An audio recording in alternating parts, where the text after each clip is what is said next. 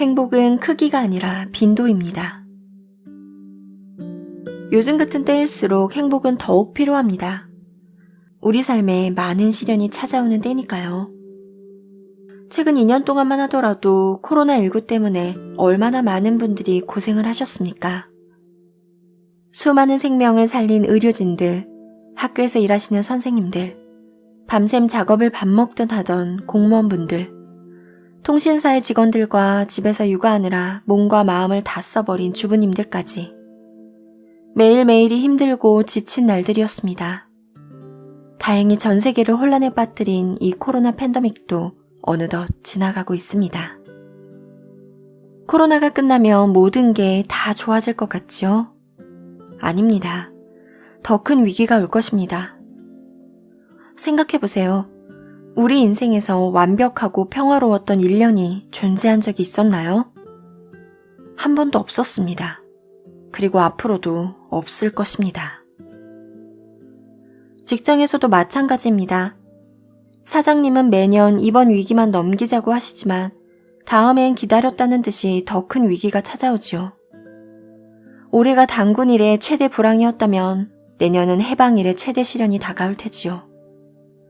인생은 시련의 연속이고 우리는 그 시련을 버텨내며 생존하는 존재입니다. 그러니 우리에게 행복이 얼마나 많이 필요하겠습니까? 꿀벌이 살기 위해 꿀을 모으듯 인간도 시련을 버티기 위해 행복을 모아야 합니다. 그렇다면 어떻게 해야 더 많은 행복을 차지할 수 있을까요? 다시 서은국 교수님의 이야기로 돌아오겠습니다. 행복의 기원의 결론은 생각보다 소소합니다. 모든 페이지를 통해 결론에 향하는 논리를 빌드업 해놓았지만 저자는 인간에게 있어 가장 크고 중요한 행복을 이렇게 정의합니다. 사랑하는 사람과 음식을 먹는 것. 많은 분들이 저에게 행복하냐고 묻습니다. 행복은 삶의 평균치가 아니라 구체적인 경험이기에 저 또한 최근에 가장 행복했던 일을 떠올리곤 하죠. 오래 생각할 필요도 없습니다. 어제만 해도 전 정말 행복했거든요. 무엇을 했냐고요?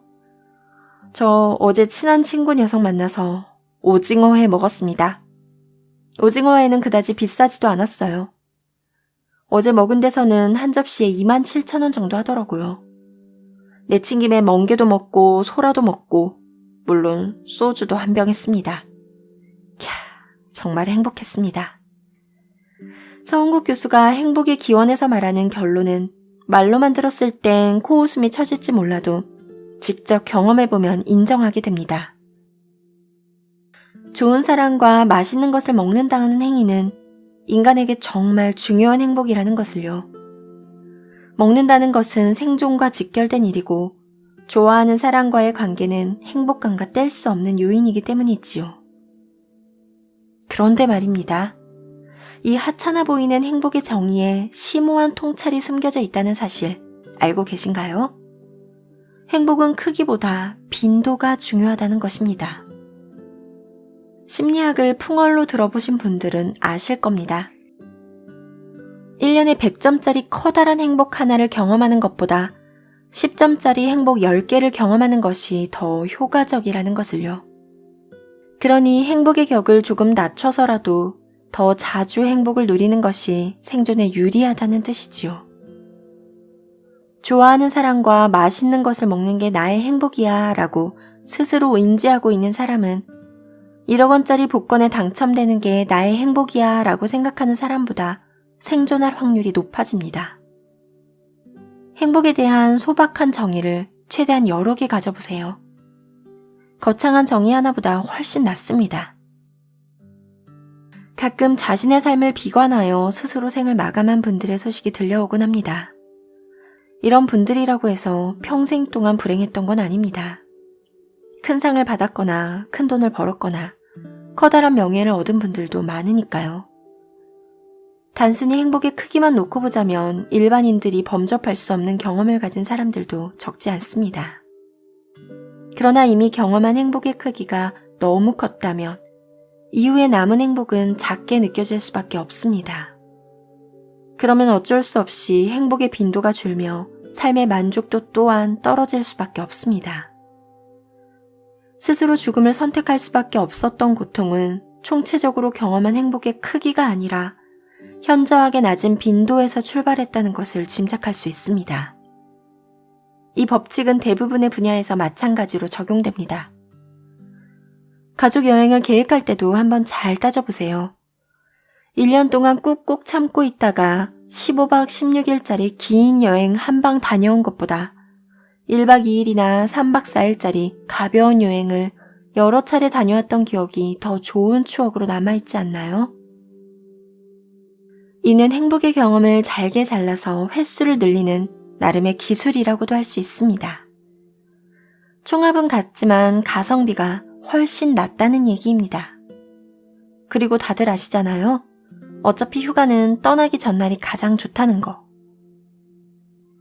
중년의 자녀가 노년의 부모와 대화를 나눕니다. 종종 어린 시절의 추억에 대한 이야기들이 오갑니다.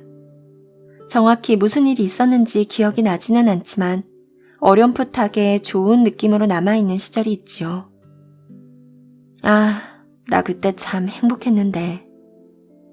자녀의 말에 노인이 된 부모들은 고개를 갸웃합니다. 이 아이를 크게 행복하게 만들어준 사건이 떠오르지 않기 때문이죠. 부모가 떠올린 것은 행복의 크기입니다. 반대로 자녀는 행복의 빈도를 떠올렸을 것입니다. 개별적인 사례는 기억나지 않지만 자주자주 느낀 기분 좋은 감정이 마음속 거대한 행복의 뭉치로 남은 거니까요. 반대의 경우도 있습니다.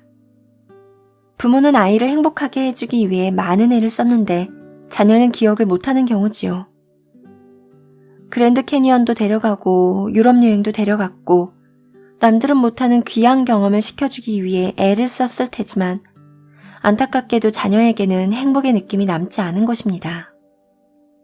제가 행복과 빈도에 대한 이야기를 하면 어떤 분들은 이렇게 질문합니다. 교수님, 100점짜리 한 번 행복보다 10점짜리 10번의 행복이 낫다면 0.1번짜리 행복 1000번은 어떨까요? 행복에는 빈도가 중요하지만 무조건 빈도가 잦다고 해서 좋은 게 아니랍니다. 조카에게 용돈 주는 상황을 생각해 볼까요? 이모가 명절 때 척하고 10만 원을 내민다고 칩시다. 조카는 우와 이모 짱! 이라며 호들갑을 떨 것입니다. 그런데 500원을 주면 어떻게 될까요? 녀석은 떨떠름한 표정으로 이렇게 말할 것입니다. 에이 이모 왜 이러세요? 장난치지 마요. 행복은 크기보다 빈도가 중요하다는 생각에 만날 때마다 500원씩 10번을 주고 20번을 주고 100번을 주어봤자 조카의 얼굴에서 짜증을 걷어내기는 쉽지 않을 것입니다. 조카의 머릿속엔 이런 생각이 강하게 잡혀있을 테니까요. 아무리 그래도 10,000원은 되어야 용돈으로 쳐주는 거 아닌가? 여기서 쳐준다는 것을 부킹 프라이스라고 합니다. 사실 이 말은 인지심리학자나 행동경제학자들이 사용하는 학술 용어는 아닙니다. 학자들에게 통하는 일종의 은어인 셈이죠. 부킹이란 말은 자주 들어보셨지요? 주로 골프장이나 무도회장에서 즉석 만남을 할 때 많이들 쓰셨을 텐데 여기서 부킹은 장부에 기입한다 라는 뜻을 갖고 있습니다. 다시 말해 부킹 프라이스란 조카가 자신의 마음속 장부에 이모에게 용돈 1회 받았음 이라고 기입할 만한 최소 금액을 뜻해요. 10,000원보다 적다면 아예 받지 않은 것으로 친다는 말입니다. 이 부킹 프라이스는 사람마다 달라요. 그러니 상대의 부킹 프라이스를 잘 알고 있다면 어느 정도 유리하게 적용할 수 있겠지요. 만약 조카의 부킹 프라이스가 10,000원이고 이모가 조카에게 1년 동안 줄 수 있는 용돈의 총합이 10만 원이라고 가정해봅시다. 어떤 방식으로 용돈을 주는 것이 이모에게 가장 유리할까요? 그렇습니다. 10번에 나눠서 10,000원씩 주는 게 가장 좋겠지요. 조카 마음의 장부에는 행복의 바를 정자가 10회나 새겨질 테니까요. 50,000원씩 2번 용돈을 주더라도 지갑에서 나가는 돈의 총합은 같겠지만 조카는 올해는 이모가 용돈을 2번밖에 안 주셨네 라고 기억할지도 몰라요. 인간은 크기보다 빈도를 더 중요하게 여깁니다. 그렇기에 같은 돈을 받아도 자주 받는 것이 더 많은 혜택을 누린 것처럼 느껴지는 것이지요. 하지만 반드시 기억하세요. 5,000원씩 20번을 준다면 조카 마음속 장부에는 한 번도 안 받았음으로 기록된다는 것을요. 이 빈도와 행복에 대한 연구가 가장 활발하게 일어나는 분야는 바로 급여학이 아닐까 싶어요. 한국에서는 아직 경제학이나 행정학 분야가 심리학과 맞물려 연구되는 경우가 드물지만 급여에 대한 만족감이나 활용도를 높이는 방식을 고안하는 것은 상당히 중요한 문제입니다.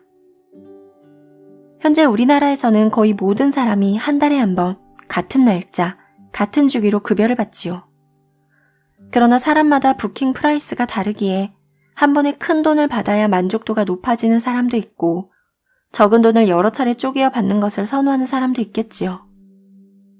15일에 한 번씩 1년에 24번의 급여를 받을 때 일에 대한 만족도가 충족되는 사람도 있을 것이고 유럽에서처럼 주급으로 받길 원하는 사람도 있지 않을까요? 인지과학자에게 수여되는 룸메 라트상을 받은 저명한 언어인지학자 마이클 토마슬러는 이런 말을 했습니다. 모든 세대는 그 이전 세대보다 복잡하고 다음 세대보다는 단순하다.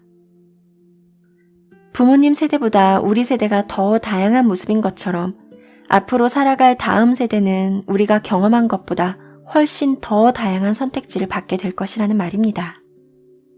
당연히 부킹 프라이스의 종류도 다양해지겠지요. 격리 회계 업무에는 어려움이 따르겠지만 받는 이의 수요에 따라 급여의 방식과 시점에 변주를 주는 발칙한 시도를 누군가는 시도해 볼 수도 있다는 생각도 드네요. 잠시 경영 이야기로 빠졌습니다. 그만큼 사람의 부킹 프라이스는 다양하며 또 생각보다 크지 않다는 것을 강조하기 위해서였어요. 제가 오징어회를 먹고 어머니가 아이를 안고 학생이 칭찬을 받는 순간 머릿속 내가 나 지금 행복해 라고 느끼는 순간은 거대한 성취가 아닌 작고 소소한 경험이었지요.